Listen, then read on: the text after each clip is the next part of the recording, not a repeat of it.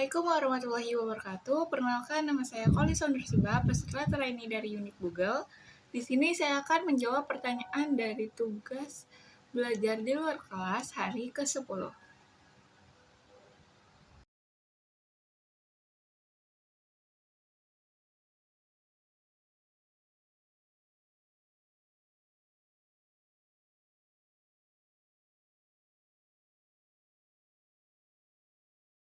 Jawabannya itu dikte 4 huruf verbal kembar. Pertanyaan yang kedua, apa pengertian dari D4HVK? Jawabannya itu dikte 4 huruf verbal kembar atau D4HVK merupakan pengucapan bunyi susunan huruf dari suatu kata kembar atau 4HVK tanpa memperlihatkan bentuk simbolnya. Pertanyaan yang ketiga, apa syarat sebelum mengenalkan D4HVK? Jawabannya itu, syarat sebelum memberikan materi D4HVK adalah anak sudah mengerti dan juga menguasai 4HVK atau syarat dari 4HVK sudah tercapai. Pertanyaan yang keempat, apa tujuan utama dan juga tujuan khusus dari D4HVK? Di tujuan utama ini untuk memastikan agar anak bahagia saat bermain modul D4HVK, serta sang anak dapat menumbuh kembangkan rasa minat baca dan juga rasa minat belajarnya. Dan di tujuan khusus dari D4HVK ini adalah supaya anak terampil menyebutkan susunan huruf dari suatu kata yang bersuku kata kembar. Pertanyaan yang kelima, bagaimana cara motivator mengenalkan D4HVK? Jawabannya yaitu dapat dengan cara menyanyikan lagu La Bimba dan dengan mengajak anak untuk menyebutkan susunan hurufnya. Awali dengan melatih sang anak untuk menyebutkan susunan hurufnya secara perlahan dengan proses yang menyenangkan. Pertanyaan yang keenam, apa tahap selanjutnya setelah D4HVK? Jawabannya itu D4HVS. Tapi sebelum materi diberikan, pastikan sang anak terampil dengan tujuan ataupun syarat materi D4HVK.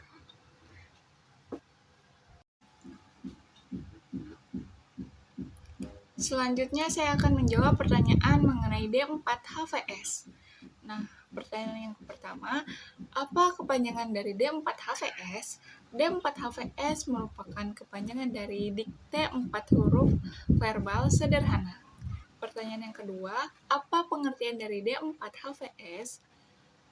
Nah, pengertian dari D4HVS atau dikte 4 huruf verbal kembar merupakan pengucapan susunan huruf dari suatu kata yang dimiliki dua suku kata berbeda tanpa memperlihatkan bentuk simbolnya. Pertanyaan yang ketiga, apa syarat sebelum memperkenalkan D4HVS? Nah, syarat sebelum memberikan atau mengenalkan D4HVS yaitu anak sudah mengerti dan sudah menguasai 4HVS dan D4HVK atau syarat dari 4HVS dan D4HVK sudah tercapai. Pertanyaan yang keempat, apa tujuan utama dan juga tujuan khusus dari D4HVS? Nah, di tujuan utamanya ini adalah agar motivator dan juga anak bahagia bermain sambil belajar verbal, dikte 4HVS, serta anak dapat bertumbuh dan berkembangnya minat bacanya.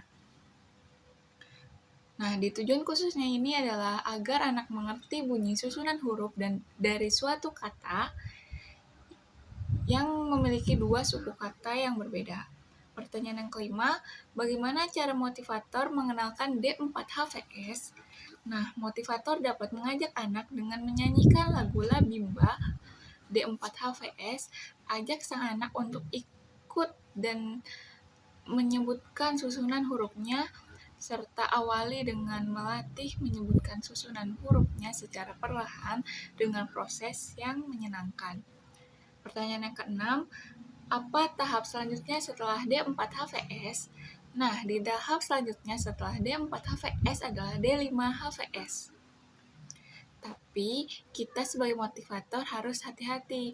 Hal ini dikarenakan anak harus memenuhi syarat atau tujuan yang perlu dicapai untuk lanjut ke tahap D5HVS.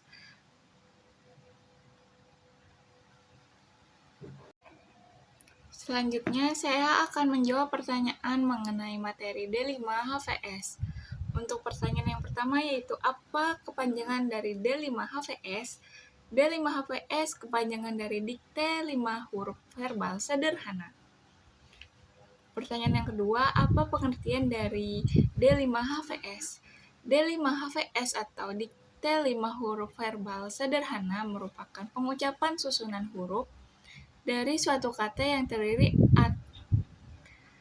atas 5 huruf tanpa memperlihatkan simbolnya.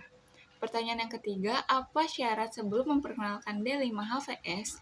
Syarat untuk memberikan materi D5HVS adalah anak sudah mengerti dan menguasai 5HVS dan D4HVS. Atau syarat dari 5HVS dan D4HVS sudah tercapai. Pertanyaan yang keempat, apa tujuan utama dan juga tujuan khusus dari D5HVS? Nah, di tujuan utama ini adalah agar motivator dan juga anak bahagia saat bermain sambil belajar verbal dan mengembangkan minat baca serta minat belajar sang anak.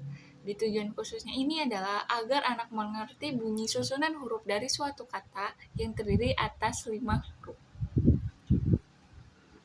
Pertanyaan yang kelima, bagaimana cara motivator memperkenalkan D5HVS?